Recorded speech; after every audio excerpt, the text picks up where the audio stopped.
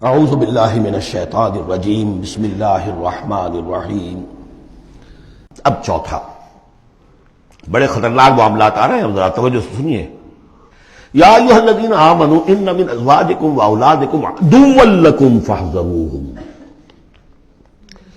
اے ایمان کے دعوے دارو، تمہاری بیویوں اور تمہاری اولاد میں سے تمہارے دشمن ہیں، ان سے اپنے آپ کو بچا کر رکھو۔ فاحذروہم، یہی ہم پڑھ چکے ہیں پہلے لفظ، حضور سے کہا گیا تھا ہم العدو فاحذرہم قاتلہم اللہ انا یؤفکون۔ بیوی کی محبت ہے، بیوی کی فرمائش یہ ہے۔ اب میاں صاحب جو ہیں کیا کہیں، مجبوری، بچوں کو اچھے سے اچھا تعلیم دینی ہے، حلال سے نہیں ہوتی، حرام سے۔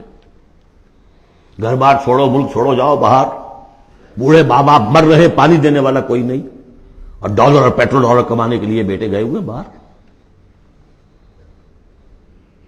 کیا کریں؟ مکان بنانا ہے، یہ کرنا تھا، وہ شروع کی تھی، کوٹھی شروع کی تھی، وہ ابھی تک مکمل نہیں ہوئی ہے، وغیرہ وغیرہ۔ اور کہیں اگر اللہ نے توفیق دے دی ہے دین کی طرف بڑھنے کی اور کام کرنے کی، تو سب سے پہلے تو آڑے آتی ہے عام طور پر بیوی۔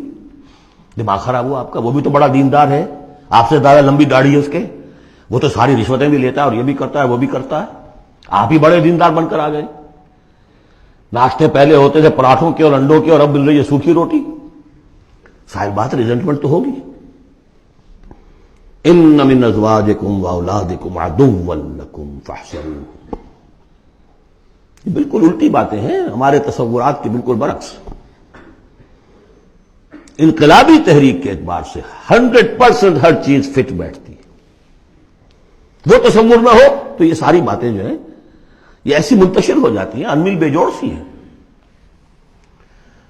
یا ایھا الذین آمنوا ان من ازواجکم واولادکم عدوا لکم فاحذروہم، لیکن اس کے ساتھ ہی دیکھیے بیلنس کیا ہے، یہ میرے نزدیک قرآن مجید کے اعجاز کا ایک بہت اہم مقام ہے، جہاں ایک طرف یہ بتا دیا چوکس رہو، چوکنے رہو، سانپ کی طرح ہوشیار رہو، بیوی اور اولاد کی محبت تم سے کوئی غلط کام نہ کرا لے، لیکن یہ بھی نہیں کہ گھر کو آپ میدان جنگ بنا لیں، بلکہ معاف کرو، بخش دو، ساتھ یہ بھی ہے بیلنس کا ہے۔ وَإِن تَعْفُوا وَتَصْفَحُوا وَتَغْفِرُوا، تین الفاظ آ رہے ہم معنی، اگرچہ معنی مختلف ہے۔ عفو کہتے ہیں کسی کو ڈھیل دینا، داڑھی کے لیے بھی آیا ہے حدیث میں اعفوا اللحیٰ، داڑھیاں چھوڑو، داڑھیوں کو بڑھاؤ۔ عفو کے معنی ایک تو پکڑ لیا فوراً، چھوڑو، ڈھیل دو۔ تصفحوا، کبھی کبھی ایسا بھی ہو کہ کوئی غلطی ان کی دیکھی اور ذرا دیکھی اندیکھی کر دی، چہرہ اپنا پھیر لیا، اسے پتہ ہی نہ چلے کہ دیکھا ہے، ابا جان نے دیکھا ہے یا شوہر نے دیکھا ہے، کیونکہ ہر بات پر پکڑیں گے اگر آپ تو ضد بھی پیدا ہو جائے گی، کسی وقت جو ہے ایک نیگیٹو سائیکالوجی ڈیولپ ہو جائے گی۔ وَتَغْفِرُوا، تغفروا بخش دینا، یعنی جیسے کہ مغفر جو ہے سر کو ڈھانپ لیتا ہے، ڈھانپ دینا ان کی غلطی کو۔ وَإِن تَعْفُوا وَتَصْفَحُوا وَتَغْفِرُوا فَإِنَّ اللَّهَ غَفُورٌ رَحِيمٌ، تو اللہ بھی تو غفور اور رحیم ہے نا۔ تم چاہتے ہو کہ نہیں، جیسے سورہ نور میں آیا تھا کہ اے ابو بکر تم نے اپنے اس بھانجے یا اپنے عزیز مصطح کا جو ہے جو مدد کرتے تھے روک دیا ہے، کیا تم نہیں چاہتے کہ اللہ تمہیں معاف کرے؟ اگر تم چاہتے ہو اللہ تمہیں معاف کرے، تم بھی اس کو معاف کرو۔ وَإِن تَعْفُوا وَتَصْفَحُوا وَتَغْفِرُوا فَإِنَّ اللَّهَ غَفُورٌ رَحِيمٌ۔ اب یہ آ گیا، دیکھیے پہلے ایک انڈیویجول، ایک مرد مومن، اس کی زندگی میں دو پھول اندر کھلے، ایک باہر والا پھول جو ہے وہ گوبھی کا پھول ہے بہت بڑا، اندر والا ہے تسلیم و رضا توکل، اور باہر والا جو ہے اطیعوا اللہ واطیعوا الرسول، وہ تو ظاہر بات ہے کہ پورے دین کے اوپر جو ہے وہ محیط ہو گیا جو بھی حکم ہے۔ لیکن اب اس کے بعد ایک فرد کے گرد سب سے پہلا حلقہ کیا ہے؟ اس کی اولاد، اس کا گھر۔ ان من ازواجکم واولادکم عدوا لکم، یہ تمہارا ایٹیچیوڈ ہونا چاہیے اپنے گھر میں۔ ایک طرف تو وہ جو طبعی محبتیں اللہ نے ڈالی ہوئی ہیں، کہیں وہ تم سے تمہاری منزل کھوٹی نہ کرا دیں، کہیں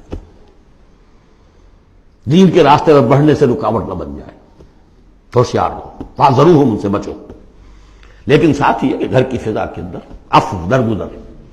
دوسرا انما اموالکم واولادکم فتنہ، جان لو تمہارے مال اور تمہاری اولاد تمہارے لیے فتنہ ہے، اسی پر تو ہم آزما رہے ہیں تمہیں۔ زين للناس حب الشهوات من النساء والبنين والقناطير المقنطرة من الذهب والفضة والخيل المسومة والأنعام والحرث. یاد ہے کہ نہیں سورہ آل عمران کی آیت؟ اللہ نے یہ محبتیں ڈالی ہیں، کبھی تو امتحان ہے، آزمائش ہے. یہ محبتیں ہی نہ ہو تو سب کے سبھی اللہ کے بندے بن جائیں.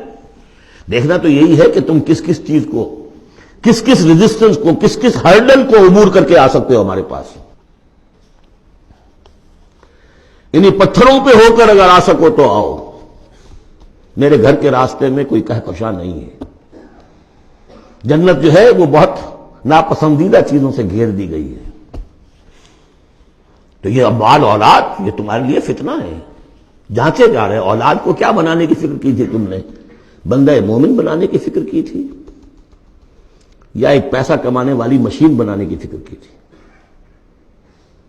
اور اچھی طرح جان لیجئے کسی شخص کے دل میں ایمان کتنا ہے اس کا اصل انڈیکس وہ یہ ہے کہ وہ اپنی اولاد کو کیا بنا رہا ہے. اس نے خود کتنا ہی بہروپ جو ہے وہ بنا بیٹھا ہو، بہت بڑا عالم دین اور مسند نشین اور بہت بڑا صوفی اور بہت بڑا مرشد، لیکن یہ دیکھیے اس نے اپنی اولاد کو کیا بنانے کی کوشش کی ہے. اس کا اصل جو باطن ہے وہ وہاں نظر آئے گا. ویلیوز جو اس کے اندر ہیں وہ وہاں نظر آئیں گے. اب آئی تیسری بات،